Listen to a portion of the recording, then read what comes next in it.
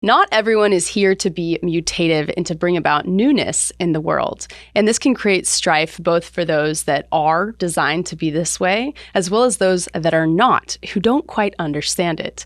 Now, what we are talking about specifically is the individual circuit in human design. Both Brenda and I are individual, and this is a really insightful element of human design that we have both gotten so much value from. And so we really want to deep dive into the individual circuit today. So first, let's kick it off by how does one know if they are individual or not? You can Google human design circuitry and individual circuitry in particular, get an image from that, and it will show you the activations that will show up for anyone who has individual circuitry in the chart. I also just want to mention, I love the Neutrino Design app. You can also download that app, and that too will give you all of your circuitry information, which is profoundly helpful in diving deeper into your human design, because, you know, we have aura, strategy, authority, and that's wonderful, but man, when you start to really learn these gates and channels, it's amazing how you can feel the energy that you carry or don't carry or someone else carries, and how that feels in your body when you're operating through the world. Yes.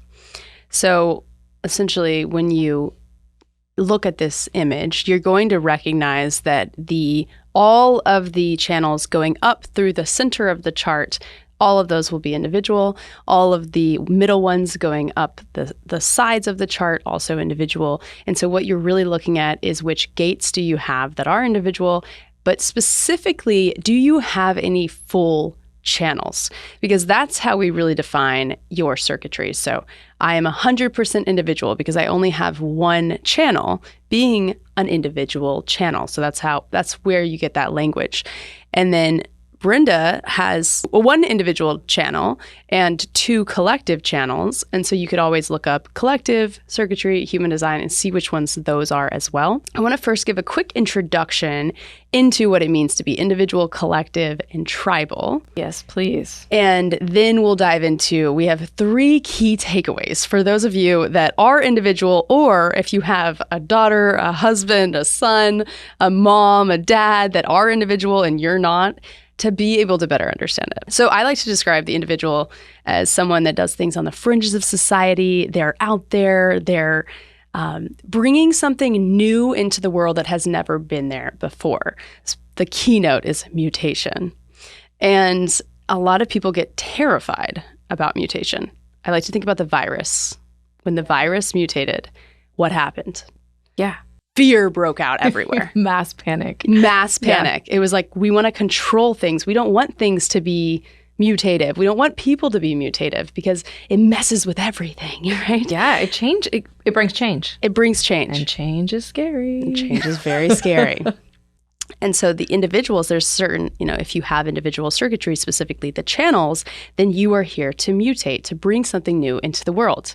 The analogy that Ra uses that I talk about all the time, like in every reading, I pretty much describe this, is a caveman sitting outside of his cave, bored out of his mind because nothing is happening. He's tired of living in caves. He's tired of being cold. He's tired through going through the whole seasons and all the things. And he's rubbing 2 rocks together and boom, there's a spark. So the individual lives for that spark. Now the collective is going to take that spark and they're going to turn it into a fire. Yes. They're going to tend the fire. They're going to chop wood for the fire. Teach other people how to make that fire. Yes. Share stories around the fire. Yes. That's the collective. It's all about the collective experience and about making things better, recognizing patterns, both in our past and how they project into the future as well. Yeah. And then there's the tribe. The tribe is about rituals, it's about hierarchy, it's about family, it's about business. Where do you fall in the hierarchy of family or business? Are you the assistant? Are you the CEO? Are you the newborn baby? Are you the grandparent? Yeah. Knowing your place and really being willing to self-sacrifice. Yeah. For the sake of the tribe. Yes. Oof. Do you have I mean, I actually do love tribal energy. I have a lot of tribal, hanging gates. Yeah, me too. Me too. And one other thing I want to add here, and as we get into this, is this concept. I really like to think about gates as like a dial on a radio. If you're like 2 dials off, you're getting that yes. And then you're right on. That when it's like super clear, you're on the right station. It's a clear signal, and those are the channels. Yeah, that's the consistent energy that you have. Yeah, exactly. Or you create that with. We'll talk another episode someday about this, but the electromagnetic that creates a clear channel as well. That you'll get that clear signal when you meet with somebody else who has that matching energy. Exactly. Yeah. So the transit coming in, someone else activating it. But when you just have a hanging gate that's not being activated, you will resonate. Like I'll resonate with having tribal, like with the tribe, and that I have a lot of hanging tribal gates. Yeah. But it's not fully there. And so to build your life around something that is not fully the right station is where the not self comes in. Absolutely. Yeah. I think the first thing that we really want to kick it off with is this concept of the freak to genius energy. So why don't you go ahead? Oh my God. Miss Freak to Genius over here. Explain to us. My entire life. My absolute entire life. It's funny, and we're not going to go into the collective energy, but having 2 collective channels and this freak to genius energy, it's funny because there's a fight of I'm almost fearful of myself sometimes. It's really strange. It's more the fear of being rejected, right? That you're going to say something, the wrong timing. That's what this 4323 is all about, is getting this epiphany. And 43 is my conscious sun. So it's constantly waiting for this breakthrough. And we'll talk more about melancholy of this like feeling, but it's waiting for this breakthrough, getting this epiphany, and then having the right timing and the right audience for it to be transmutive. If it's wrong, you are a freak. If it's right, you're a genius. Oh my God, never thought of it that way. This is great. You've just made this so much easier. Wow. When it's not. You are the outsider, you are rejected, and it's a horrible, horrible feeling. A really horrible feeling. The understanding of that's how you operate. Yeah. And owning that not everyone will see your genius. Because the thing is, what you say doesn't change. The only thing that changes is the timing. That's 100%. And I think that's, that's my conscious earth grounding, right? Is really learning that timing. And I have learned over the years to sometimes just shut my mouth. I'm like, I know what I know, but sometimes it's not the right time to say it. It's not yet. It's here. I've had the epiphany, but it's not the right people. It's just not the right time. And so it's waiting and learning to be grounded in that waiting and that comfort of the time will come. Mm-hmm. It will appear. Because when you don't, it's so embarrassing. Or worse, rejecting. It feels terrible. And I think becoming more comfortable with it. Yeah. Right? So absolutely. I think one of the huge things for me has been accepting, and I mentioned this in a previous episode, like accepting that I'm a freak, right? And knowing that like individuals celebrate other individuals. Yeah. They're apart. They're on their own, but they see one another and they're like, you go do your thing. You be unique. You stand out of the crowd, And so there's like this celebration that comes with being individual. And we're really here to inspire the collective through that uniqueness, that mutative, freaky self. Yeah. And so while a lot of the channels are projected and they need to wait to be invited before this insight for you, for example, the 4323 needs to be shared or can be shared, and the timing matters, I also think that allowing each, like ourselves, to live within that sandbox of being the freaky individual. Oh, absolutely. Is such a weight lifted off the shoulders. It is. When you can find comfort of, I'm not meant for everyone. Nobody is meant for everyone, but especially the individual. You are not meant for everyone. You have a community, you have people, you have timing of now, here's where I belong. This is my message. This is being heard. It's actually moving through. It's transmuting. It's doing what it needs to do. But it's nice to know I don't have to be for everyone. I can do my own thing, have my own freaky, weird ideas, and sit in those because someone else is going to find them interesting. That's going to change somebody else. Mm-hmm. Do you know off the top of your head by chance if your parents have individual circuitry or your brother? Yeah. They do. Okay. My dad only has, my mom has the full integration. Or not integration, I'm sorry, but centering. And so I think about that. Being 1034 and 2551. Yes, the full thank thing. you. Yes, Mm-hmm. She has the full thing. And so I think about that because I don't have any of that. My 57 connects to it. She also has 57, which is part of the integration. And I think about that in the conditioning in the womb and growing up with that, right? I got to feel kind of what that was like for a really long time without having any outside life experience. So it's I think a lot about that. And I've actually even thanked her very often for just being authentically herself because it gave me this feeling that, oh, I can do this too. Watching her just, I don't want to do this job anymore. I'm going to quit. Or my favorite story. She had, my dad didn't want to tear up the carpet in the house and my mom wanted it up. And she just did stuff like this all the time. He left for work and then I hear her in the back cussing, just rah, rah, rah, rah, and just tearing up the carpet so that when my dad came home, there was no carpet left in the house. But she just did what she wanted to do. I thank her for that because it made me feel that I could do that. Which is such a gift to have that. Yes. Yeah, to have that space. And then we both ended up with individual men. Yes.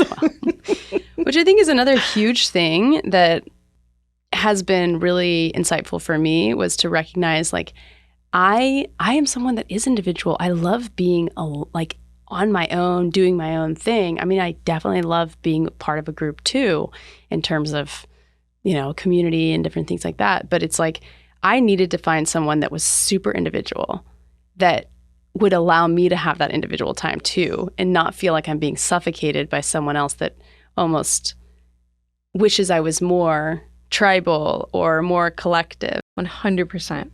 I appreciate that about my husband. He's, got charisma, which is the 34-20, and my 57 connects into that. But his 20 is also my bridging gate.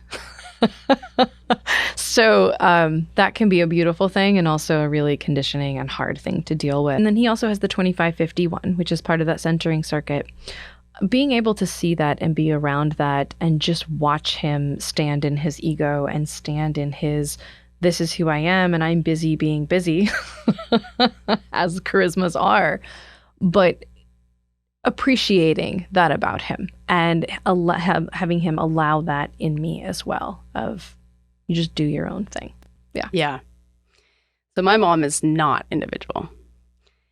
She's 100% collective. Or she's collective and tribal. Sorry. Collective and tribal. And my brother is collective, 100% collective. Wow. And I've had multiple interactions with both of them that are fearful of the mutative energy that I bring. Yes. So that conditioning factor was such a strong presence. And then once I was able to name it, it made sense. And when I first learned my brother was an individual, it was kind of shocking because it was he is so against the grain. He goes his own way. He carves his own path, very different. So it doesn't mean that if you're collective, you don't have that. It's more so that you're about sharing and you're about the group. And it's about that interaction with the other and how important it is to interact with that other versus the individual experience of what's happening internally. And that being such a core part of the experience of moving through the world. And then like there's so many times growing up that my brother would be like, that's weird, Amanda, you shouldn't be doing that, blah, blah, blah. Like there was this one point in time where I was going to an ecstatic dance event. Yeah. And he's like, only freaks go to that. You shouldn't go to that. And I remember so distinctly him like being very particular. And I've learned throughout the years, even before human design, he will say something and then he'll eventually do it. Because that's the collective. Exactly. The collective catches on. Yes. When it's trendy. Yes. So now it's trendy.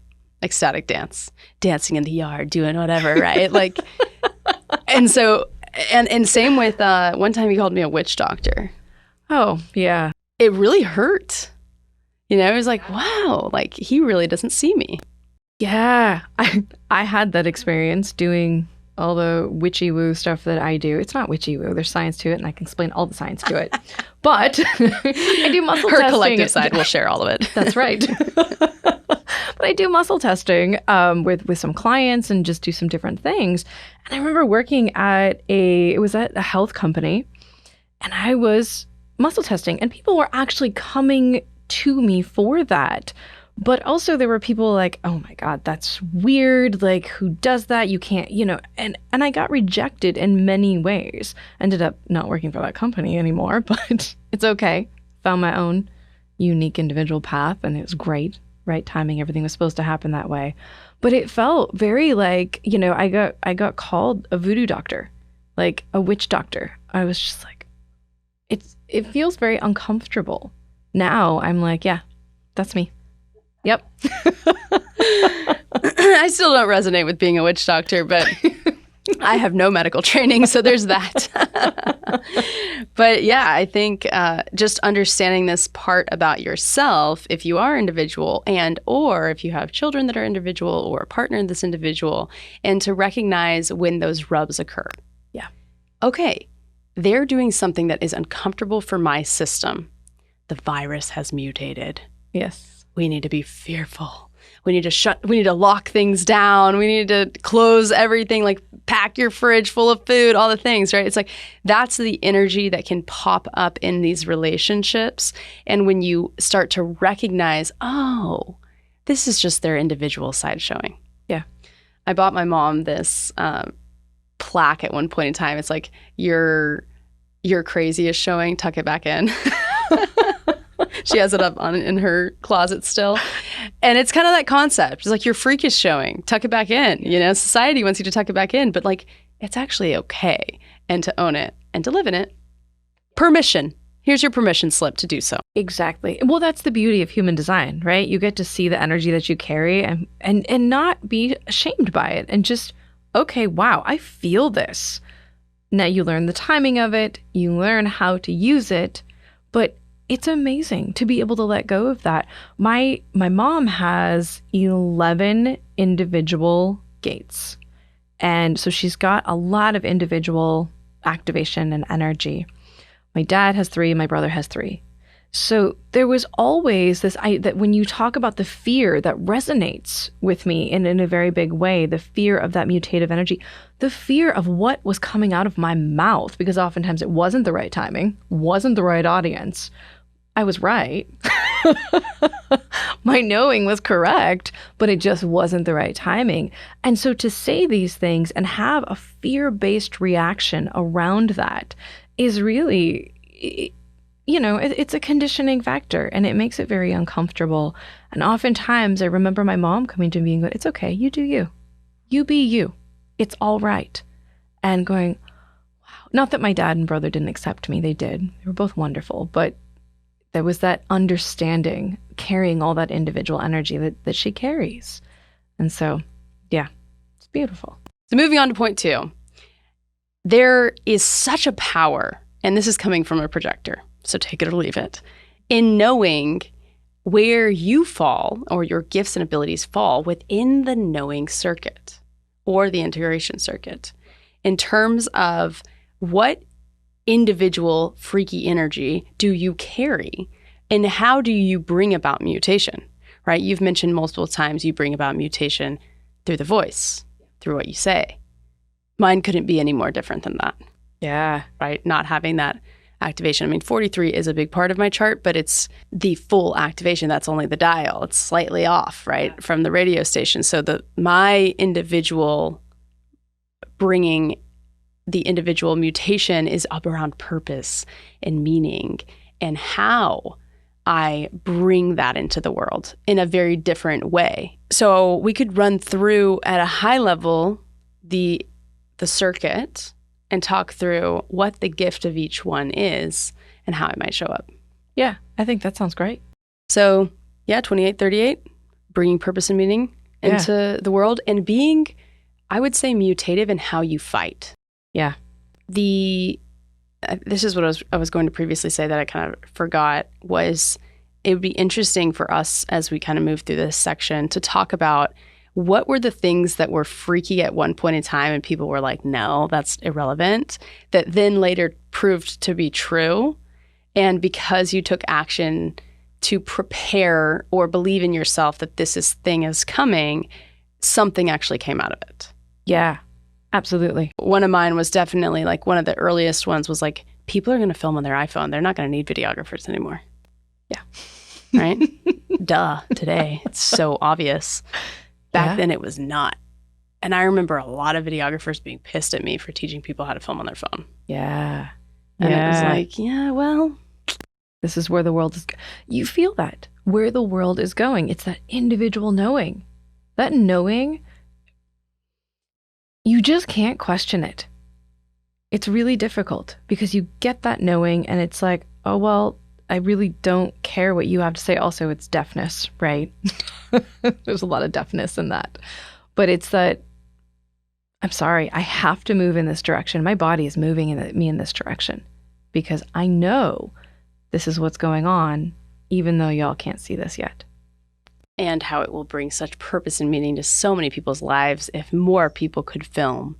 Yes. On their phone. For me, when that first came out, it was like I was working with clients that were paying me thousands and thousands of dollars to film their message, but they're the only ones that could get their message out there. What about the person that's on, not at that point that can't afford the videographer to get their message out there? And so it was something that I was willing to fight for and to take action on behind the scenes before the collective came on board. And then, of course, 2020 happened and everyone was like, you're right. We should probably do this. I got to figure out, don't you just love the reflection of like the newscasters that were in their living room? Oh my God. Remember that? It's like suddenly everyone had to do their own video. Yeah. Right? Yeah. But I remember trying to convince people this is a thing. Like, yes. This is happening. Well, and your struggle too, right? You had to learn how to do these things for yourself as well. And so why not teach other people to do it? So your experience with your own struggle with that channel, I mean, it's cool the way that works out. Yeah, totally. Okay, so 5720, clarity in the now, the gift of clarity in the now. You have 57. That's your bridge split. So why don't you go ahead and take us home with the gift of this one? Yeah, so with the 5720, it's interesting because 20 is always, because it's my bridge, it's never nourishing. It's never something that is just given to me. It's always conditioned. It's someone else's energy that bridges this split. And so it's really interesting how it brings my splits together and I can be different people. And it depends on who I'm with and what energy they're bringing of that 20, right? My husband brings this now energy, this 2034, where that bridges me. But it's like, this nervous, like, oh my God, I've got to like keep moving. I've got to do something. It brings that in with it. But there is such beauty in, I have this, there's the fear of tomorrow with 57. And then there's it's very acoustic. What am I hearing? And to bring in that 20 and just have this sense of now, not just tomorrow, but this sense of now feels really amazing. I'll never know if it's because it just bridges me and brings everything together, or if it's just I get to experience that channel on its own. I really don't get to just experience that channel on its own. But yeah, that's fair. Yeah, but it's really beautiful. The clarity that does come with that is really nice because it eases some of the fear. It really eases a lot of the fear, as long as that 5720 is not in a melancholic state, which we'll talk more about. Yeah. More on that soon. Yes. So the 5720, the way I really see the 5720 is, oh my God, I'm getting so many downloads right now. That's my experience of it. Yeah, I mean, it's true. That's true. It's like a channeling through the intuition of what's coming through right now that's sudden clarity. Yeah. Or not. Yes. Right? Yes. Because human design is a duality. There's a duality to each of these things. That's the cross of juxtaposition. So true. Love it. So true. We do a whole episode on the power of juxtaposition, but that's another story. So yes, I think 5720, if you have that in your chart or you know someone that has that, the gift is that ability to allow yourself in that moment to verbalize whatever the instinctual awareness is that is coming through in that moment, even when it's seen as a little bit freaky. Right? And understanding that sometimes it's not going to be the right time or the right environment for that to be received well, especially when uninvited. So understanding that if that flow is starting to come through and you're starting to, there's a magic there, even if it's not received in the right way. So it's learning to work with the timing of it. Anything connected to the throat, especially connected to the throat, is really about timing. It really is. That, because that's the manifestation piece of it. So if you don't have that timing, then, or you're misusing that throat energy somehow, then yeah. And the spleen being timing. Exactly. So like exactly. both of those tied together, it's timing. It's timing. Absolutely. Okay, let's move on to the 4323, which you also have. Yes. Well, you don't have 5720, but you have 4320. Yes, I do. Which is kind of where we started. But what's the gift? If someone has this, how do they learn to develop the gift of their individual? The gift, it's funny because I thought before the gift was just really the insight. It's the aha of like, oh wow, this is this new idea that is coming through right now. And it too feels very much like, okay, I'm downloading this right now, but it's not like, oh, it's stream easy coming through. It's like sitting with it. Oh my God, that's it. Yeah, I think you've seen me do that a million times where we're talking. I'm like, wait, hold on. Here it is. And it comes through. But I think the real gift is learning that timing piece of it, because that insight is not always meant for that particular moment. So the insight's a beautiful thing to have, but it is knowing that you're with the right people, knowing that you have the right audience, knowing that, and again, I say knowing, it's all about knowing, and knowing that this is the right timing, and, sticking to that strategy and authority to ensure that that's what's going on. But that's the gift of it. It's just this insight. And when the timing is right, you get these people that go, I've never thought of it that way. Or, oh my God, you just made that so simple. Yeah. Especially the cross of explanation, right? Yeah. True. Yes. So yeah, the 4323, it's kind of another channel, kind of like the 5720, but it's channeling from the mental awareness instead of the instinctual and intuitive awareness, and allowing that to flow through and show up. The other point about the 4323, it's the channel of structuring. And the ability, what I find really interesting is someone that has 43 but does not have 23. Yeah. With an open throat, here to be wise about communication, structuring the 4323. It doesn't have a lot of structure in many ways. It's like it throws things out, and as they're coming out, there's a way that it lands that eventually makes sense, but it's almost beyond the words itself. Yeah, it's I don't know what it's like to not have the 23, but I'll say when I have that, in many ways, and of course right-bodied also, but I don't know what I know until it's a processing. Like, I will just be speaking out loud, and when it does not come out clearly, I don't know what I'm talking about. I need to stop talking because I don't know what I'm talking about right now, and it's just not the time to be speaking. And I think that's that timing piece of it, because those ideas are coming through, but it's not structured. It's not fully ready to be manifested and spoken about. There's more time you need more time to sit on it. Yeah. And all of the individual circuitry, or at least the knowing circuit, operates in a pulse where sometimes it's on, sometimes it's off. And we're going to talk more about that when we get to the melancholy piece of this. And so understanding to work with that energy, no matter which of these channels that you have, is so important. Like if your pulse is off and you're just sitting there and you're trying to explain something and it's not coming through, stop. Right? If you're sitting there trying to write something or do something on your computer and it's just not flowing and you're hitting wall after wall, like step away from the computer. I can't tell you the magic that has occurred from that. Yes. And also being so willing to be in the moment, because the magic of all the individual gifts comes through in the moment. 100%. Not looking into the past, not looking into the future. That's all collective. It's right now. Yeah. We're in a studio and we are recording this episode and it is so fun. Right? We're here now. Yes. We don't need to worry about the next things that we're filming and all the things, right? It's just like right here. Yeah. All right, 6124. This is one that it's really interesting. My human design teacher, I have picked up, and she's never actually told me this, but I feel like I have heard her talk about this channel in such a negative way. Like, oh, to have the 6124, like how challenging, like all these people. And my son has the 6124. So I have been conditioned with it ever since he was born. And I feel like I have such a different perspective on it, but it's rationalizing the mysteries of life. That's what it is. It's realizing, like putting the dots together and being able to sit with not knowing why the sky is blue. Yeah. Right? Or why we do what we do. And being okay with that mental pressure.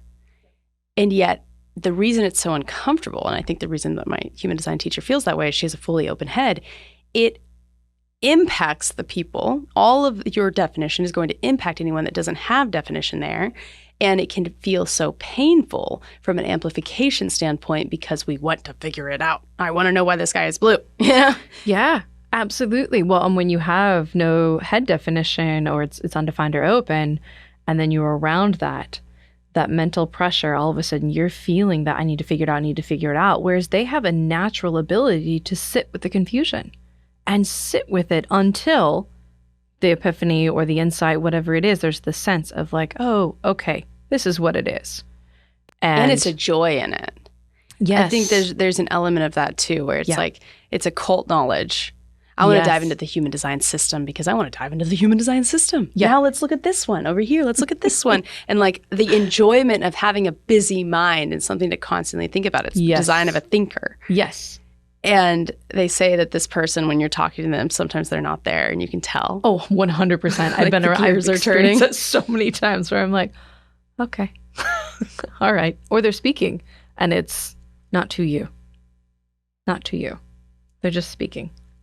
Because if they don't have the 6124 moving through down to the throat through the 4323, it's all mental. Yes. It's happening. It's the inner world that's occurring without the ability to communicate it. Yes. And knowing that, if that is the case and that's your design, then people will come through and over time that gets communicated, but it's going to be a slower process. And you can just enjoy that being your world of being this busy mind and accept that that's your gift. Yeah, because it will seeing things inspire. It absolutely will inspire others. The right people, the right time. There you go. Yeah. Inspiration and empowerment. Yes. All right. Let's go to, what are you feeling? 1-8 or 12-22? Or should we actually, maybe we go back down to the root and we go 39-55? Yeah, let's do that. Okay. Then we can go up through the stream. Ooh, 39-55. Yeah, that's a it is a heavy one. Yes. There's no doubt. And we don't want to like discount. If you have this, it's a gift. And my sister has this, and I've watched her really learn to work with it in a beautiful way. And last night I was actually at dinner with two double-barrel 12-22, 35-36 emotional manifestors. And it was the experience. One of them, she was the most embodied 12-22, 35-36 that I've come across. And we began a conversation about the 39-55 being a underlying frequency that flows into the 12-22 within the chart. Yeah. So and coming back to my sister, like this is the 3955 is here to understand, well, to know emotions at a deep level and to be able to feel it and to be able to sit with it and to be able to be okay with whatever is occurring right now, whether it's emptiness, which can be very uncomfortable, which we'll talk about the melancholy side of it, or if it's, like a sweet emotional energy that's going on. Yeah.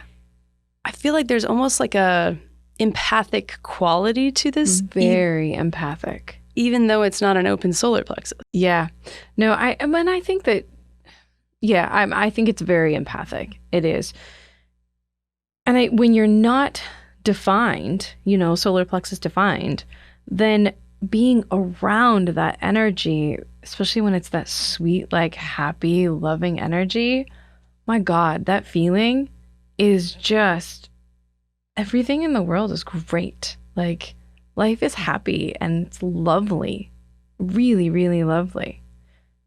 When it's the other side, the glass is half empty, it's a little bit harder. And it, for me, I compromise, right? And it's both of us. Yeah.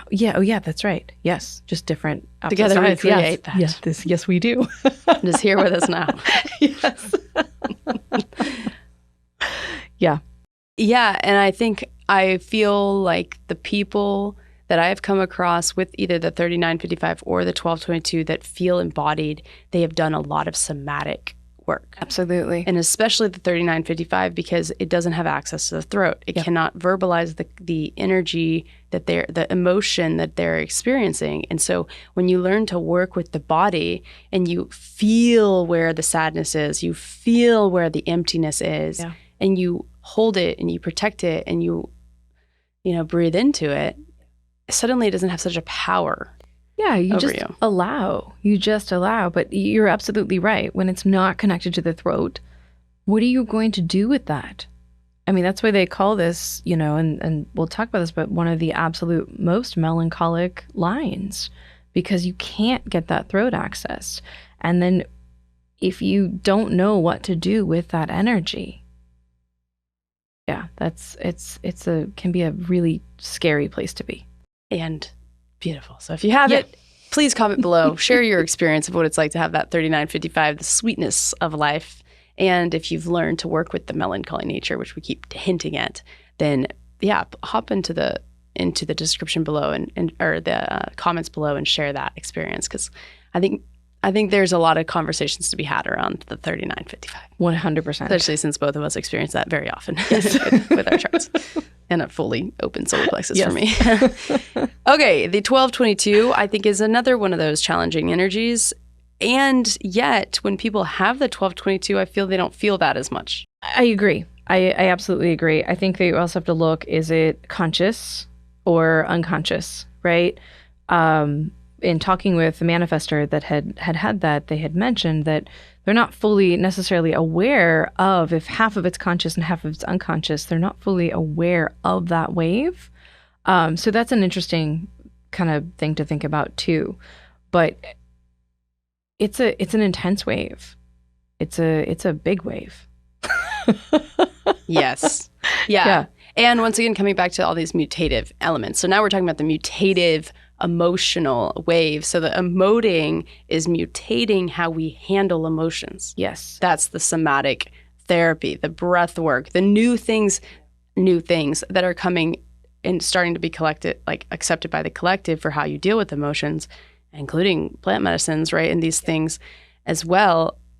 It's mutative, right? So the 1222, same situation. Mutative, creative expression of emotions. Yes. And perhaps they say that this is like the most mutative line. That this channel is the most mutative channel. And it demands, when you've got this, that people listen.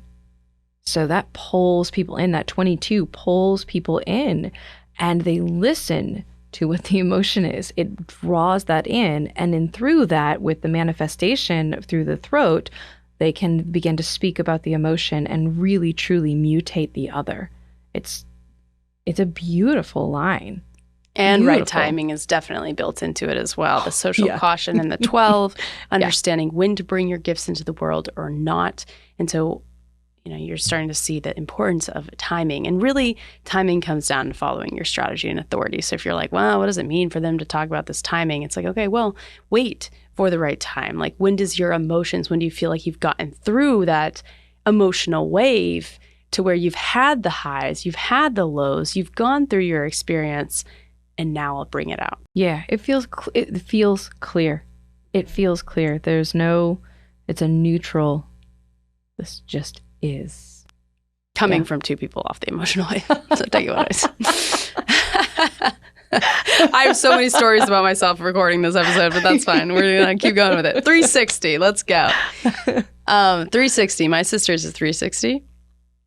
Yeah. My son is a 360. Do you have people in your life, 360s? I have very, very few 360s. Very few clients with 360s. So it's not, I have 60 unconscious, but the full channel is foreign to me, foreign feeling to me. Yeah. Okay. Ants in your pants. It's 360. This is the format energy of the entire individual circuit. And the keynote for the 60 that I really love, that I've held on to, having 60 in my chart in my Saturn, which is a lesson I'm here to really learn, is the first step of transcendence is to accept the limitation. And the limitation of the entire individual circuit is that you cannot control when your genius pulse is flowing. Yeah. If you have 1222, when is that creative expression of emotions coming through? Right? When is the sweetness of the 3955 coming through? Or that purpose, that feeling of being fully lit up by purpose and meaning in the 2838, right? The breakthrough. The breakthrough of the 43, just right there. Yeah. You can't control when it happens. And accepting that allows transcendence. Yeah. And so the 360 is the expression, not expression, but like the embodiment of that energy. And so 360s, there's this, if you don't know how to operate with 360, it can be very uncomfortable, and they can actually be resistant to change, because while it's a channel of mutation, it can also be not. Yeah, right. Right? So it's like, no, I don't want to mutate. I want to stay the same, because they've seen how mutation has affected the people around them. And so once again, learning to accept this quality of yourself and allowing yourself to move and not sit still, because this has ants in its pants. It wants to move, it wants to go, it wants to change the energy, it wants to change the conversation. This is the underlying frequency for change in an organization. An organization cannot change without the 360. Right. What else do we want to say about the 360? I mean, there's so much melancholy there, but we're like, we're trying to sit on the melancholy and do that in a whole other episode. We don't have to. No, I think we should. I think we should. Because I think there's a lot to say about it. There's a lot to say about that. So stay tuned for the next. If you're enjoying this extremely nerdy deep dive into the gates that is fully in the moment, then stay with us for the next one. Yes, for sure. Yeah. So 360, if you have a child with a 360, don't have them sit still. They don't need to sit still. Yeah. Let them move, let them run, let them do their thing, get their energy out. They're a generator, and enjoy it. Allow it to, it's going to bring mutation into your life. Yeah. Yeah. In big ways. All right, the 214. Yeah. I always feel, I have the 14, and I'm always looking for that 2, that direction. The 214 is really special in the knowing the direction, having the resources, being able to provide that for others around you. Mm-hmm. Oh, I love the 214. We're clearly giving our perspective of these channels. Clearly, two emotional people off the wave feel strongly about the 3955 and the 1222, but that is not the experience for everyone. So don't let us taint your experience. But the 214, it's, that direction, that sweet direction. Oh, it feels so good. I come around a 214 that knows their direction. Yes. And they don't always. Once again, you know or you don't know. That's true. When you know, and then they share their knowing, like when they're talking about their knowing, I'm like, wonderful. Yeah, I need to do that. I should go that direction. Yes. You give direction to other people. Yes. You give, but it's individual. So it's more like inspirational direction. And I think a lot of generators that are told, oh, you're here to be a doer and you're here, to get it done. Yeah. If you have the 214, you're the visionary. Yeah, absolutely. 100%. Because you have the direction. You know where you're going, and you have the resources to get it done. You have the energy to do it. And yeah, I love, one of my colleagues is a 214. I love being around her because I'm just like, oh, tell me what to do. Tell me what to do. And knowing that is coming from two people, one with a completely open G open center, G, right? And I have a completely unconscious G center. So some people will not like your mutative direction. Yeah, 100%. 100%. It's also the keeper of the keys, is what they call it. You put the keys in the car, you turn that engine, and you can go. It doesn't need to wait to be invited, like some of these other ones that we're talking about. The timing is important. It's like you can be your individual freaky self and mutate your path and move forward without needing to wait. Yep. And it's inspiring or not. Right? That's, again, the individual channel. It's not for everyone. But when you are yourself and you move in your direction, and I love it. It's almost always inspiring to me. I guess unless somebody's moving in a direction I don't like. Right. Yeah. Yeah, I haven't come across that either yet. Yeah. Because you're like, ooh, this feels good. I'll try this on. Well, I'll be a chameleon and go with you I don't in have that to area. do exactly what you're doing, but I like what you're doing. I want to do that too. Yeah. So the 1-8, last one. The 1-8, oh, I love the 1-8 too. I can love the 1-8 and I cannot like the 1-8. Yeah, no, that's true. Those two ways. Yes. Yeah. Yes. Yeah. Yeah, go ahead. No, I just creative. Getting to see this person be so individual and so creative can be so inspiring, unless I'm not inspired by the creativity or the creative direction that this person has taken. Yeah. Mm-hmm. It is a self-expression of their identity in a creative way, like bringing it into the world in a way that is like, I think of Gate 8 as the PR person that can do it, like mold their creativity to sell. Yes. And it's known as the creative alpha. If you have this in your chart, you need to lead creative projects. It will drive you crazy if someone else leads. And it can be also very challenging to delegate creative tasks to other people because they're never going to express your identity in the same way that you express your identity. Yeah. And it comes down to being in the moment. The story that I've heard Raw talk about with the 1-8 is a dad that's at a birthday party for his kid, and he's kind of frustrated and he's just annoyed. He grabs a can of paint and he throws it at the wall, and it splatters, and the photographer sees it and takes a photo of it. That's uploaded to the web. So inspired, right, by the individual that is just merely expressing itself. Yeah. And it happened to express itself creatively. Take that photo, someone across the world sees it, and they're going to perfect that style of throwing paint against the wall. And who gets credit for it? Not the person that perfected it. Yes. But the angry dad at the birthday party. Yes, exactly. Yeah. Yeah. So if you're a 1-8, like express yourself individually. Don't let, I know someone that is incredibly creative, Aaron King, shout out. You can go check out his Instagram or TikTok. He had such turmoil, such melancholy for so long of playing to the algorithms. And I don't know, a resistance to doing that because he was very mutative. And then he went and did his own thing, carved his own path, and then at some point blew up. Yeah, and that's never the end goal for the 1-8, is to try and get followers, but it wants to be followed. It's an alpha channel. It wants to lead, but it's not necessarily trying. But that's the satisfying energy of my creativity is actually, it's because you can see, if you have followers, you can see that it's mutating. And when they can't see that it's mutating, that becomes the problem. Yeah, I love that. Okay, very quick side note that I can't help but do. Napoleon Bonaparte. Yes. This is his only channel as a projector. Yes. I was blown away. I've watched, the Oscar film or whatever. Yeah. He was a crazy dude. But the way that he was creative about his art, his war of art, Yes. or the art of war. He did it in such a unique and different way that it was mutative and so scary. Yeah, absolutely.